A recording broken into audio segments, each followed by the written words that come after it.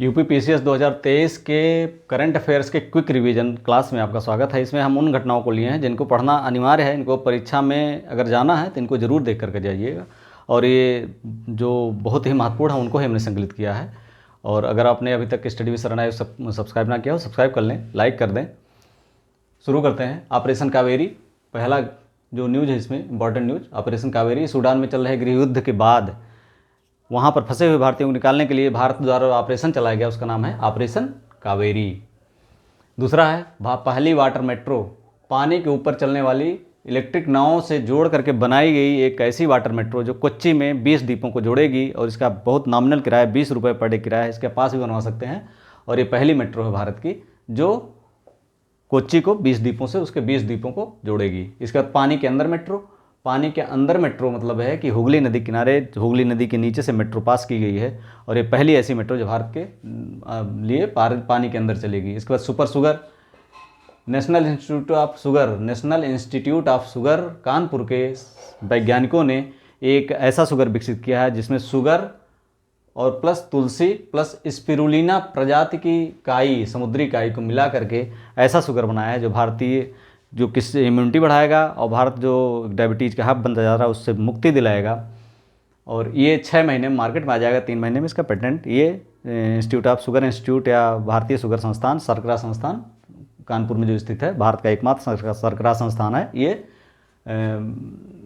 जारी कर देगा। यूएन पॉपुलेशन फंड की रिपोर्ट आई है, यूनाइटेड नेशंस पॉपुलेशन फंड की state of world population report 2023 आई है। इसके अनुसार भारत 142.8 करोड़ की जनसंख्या के साथ नंबर 1 हो गया है। चीन अब दूसरे स्थान पहुंच गया है 142.5 करोड़। इसके बाद यूएस से 34 करोड़, तीसरे पर है, चौथे पर इंडोनेशिया और 5वें पर ब्राज़ील। ध्यान रखिएगा, इसको पूछा जा सकता है।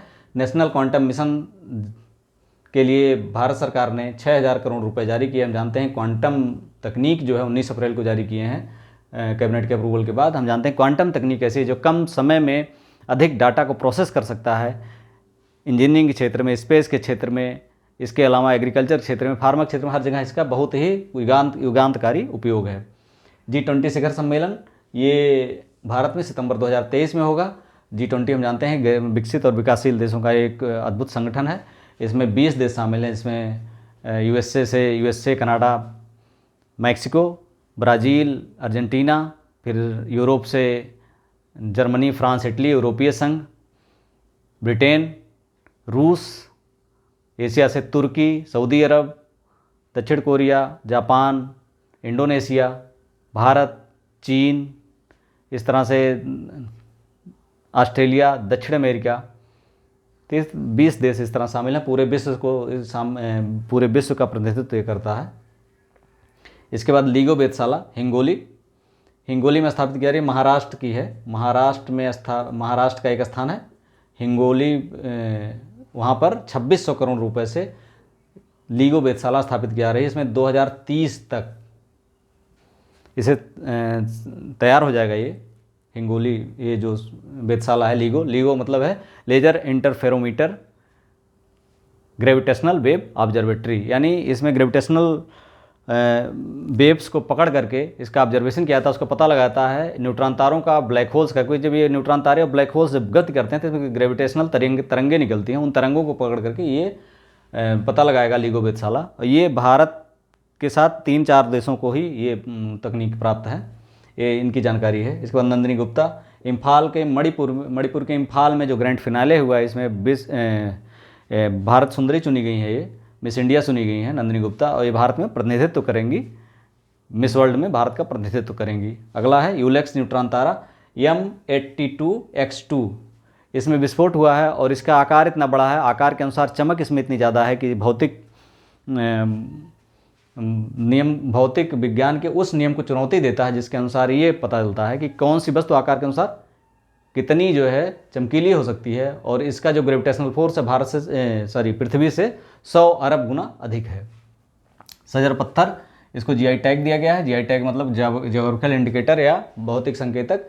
ये ऐसा भौगोलिक संकेतक, इसका मतलब ये होता है कि कोई वस्तु किस क्षेत्र में पाई जाती है और उसकी कितनी उपयोगिता है, और इसका इससे जीआई टैग से वैश्विक और भारत की मार्केट में उस वस्तु को अपनी पहचान बनाने में मदद मिलती है, मार्केट बनाने में मदद मिलती है, और लोगों तक अपनी पहुंच बनाने में मदद मिलती है। और ये सजर पत्थर जो है एक सजील नायाब पत्थर है जो बांदा की केन नदी में पाया जाता है। कहाँ पाया जाता है? बांदा की केन नदी में पाया जाता है। और ये मूर्तियाँ बनाने में, ऑर्नामेंट बनाने में इसका उपयोग किया जाता है और ये सुख, समृद्धि और शांति का प्रतीक माना जाता है। इसके बाद RLV, DRDO, इसरो और एयरफोर्स ने मिल करके बनाया है रीयूजेबल लॉन्च व्हीकल। इसका परीक्षण किया इन्होंने कर्नाटक के चित्रदुर्ग के एरोनॉटिकल टेस्ट रेंज में 2 अप्रैल को किया है और सफलतापूर्वक परीक्षण किया है। इससे ये होगा कि अगर हम अभी तक जो उपग्रह भेजते हैं वो उपग्रह नष्ट हो जाता है, जो लॉन्च व्हीकल यूज करते हैं वो लॉन्च व्हीकल बेकार हो जाती है, लेकिन अब हम इसको जब भेजेंगे तो ये हम पुनः यूज कर सकते हैं। ये उपग्रह को स्थापित करने के बाद वापस आ जाएगा और इसका उपयोग हम अपने अंतरिक्ष यात्रियों को अंतरिक्ष में भेजने के लिए, चंद्रयान के लिए, चंद्रयान 3 के लिए उपयोग कर सकते हैं। चंद्रयान पर पृथ्वी मनुष्य को ले जाएगा और वहाँ से वैज्ञानिकों को ले आएगा। और हमारे जो उपग्रह हम भेजते हैं उसको भेजने की लागत 80% तक कम हो जाएगी। अगला है ChatGPT। सैम अल्टमैन और एलन मस्क ने इसे 2015 में शुरू किया था। जनरेटिव ट्रेन ट्रांसफ़र भाषा मॉडल है। ये गूगल की तरह है। इसमें सर्च में जब डालते हैं तो ये बस ये करता है कि आपके मंशा के अनुरूप ये उसी फॉर्मेट में, जैसे आप कविता के रूप में चाहते हैं या किसी और रूप में, लेख के रूप में, ग्राफिक्स के रूप में, ये उसी रूप में आपके सर्च को प्रदर्शित करता है। ये एक आर्टिफिशियल इंटेलिजेंस टूल है। इसको चर्चा में इसलिए है कि अभी इटली ने इसके दुरुपयोग को देखते हुए इसे प्रतिबंधित कर दिया। मानव क्षमता को ये कम करने में हो सकता है कि इसकी उपयोगिता हो, मानव क्षमता को ये कम कर सकता है। S&P आकलन, ये क्रेडिट रेटिंग एजेंसी है S&P।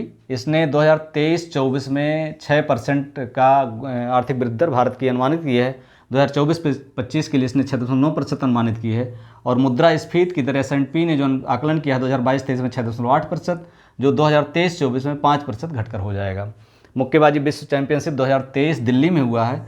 इसमें जो निकाह जरीन जो तेलंगाना के हैं 50 किलोग्राम वर्ग में इन्होंने स्वर्ण जीता है। इसके अलावा लवलीना बोरगोहेन, इन्होंने दोबारा लगातार 2 बार 22 और 23 दोनों विश्व चैंपियनशिप जीती है निकाह जरीन ने। लवलीना बोरगोहेन ये असम की हैं। इसके अलावा नीतू और स्वीटी बूरा ने भी अपने अपने वर्ग में स्वर्ण पदक जीता है। अगर इसके बाद है LVM-3 launch vehicle mark 3।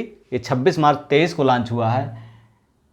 ISRO ने network access associate OneWeb company है ब्रिटेन की, इससे 72 उपग्रह भेजने का समझौता किया था। इसमें 36 उपग्रह इन्होंने अक्टूबर 2022 में ही भेज दिए थे। 36 उपग्रह इन्होंने 26 मार्च को भेजे हैं और ये सबसे ज़्यादा वजनी उपग्रह था, 645 टन का और 43.5 मीटर लंबा। अगला है बांग्लादेश पाइपलाइन। 18 मार्च 2023 को इसका उद्घाटन वर्चुअल माध्यम से भारतीय प्रधानमंत्री नरेंद्र मोदी और शेख हसीना ने किया है। इसमें 10 lakh tonne high speed diesel का परिवहन होगा। 131 किलोमीटर लगभग लंबी लाइन है और अभी तक इसका परिवहन बहुत टिपिकल तरीके से होता था, ट्रेन द्वारा होता था। अब जो है 10 लाख टन का पर ईयर परिवहन होगा और आसानी से इसको किया जा सकेगा। 18 मार्च को इसका उद्घाटन किया गया। इसके अलावा है LMT लिक्विड मिरर टेलीस्कोप। ये देवस्थल में लगाया गया है नैनीताल के पास उत्तराखंड में, 4 मीटर लंबा है। 21 मार्च को इसका उद्घाटन किया गया है और इसमें भी कई देश शामिल हैं, बेल्जियम और यूरोप के बहुत सारे देश शामिल हैं। फूमियो किस्दा ये 20 मार्च को भारत यात्रा पर आए। इन्होंने 6 समझौते पर हस्ताक्षर किए और बुलेट ट्रेन जो अहमदाबाद से मुंबई के लिए चलाई जा रही है अहमदाबाद में, उसके लिए उन्होंने 4थी किस्त जारी की है। हम जानते हैं कि बुलेट ट्रेन का जो प्रोजेक्ट है पूरी तरह से जापान के सहयोग से चलाया जा रहा है। वर्ल्ड एयर क्वालिटी रिपोर्ट अगला है।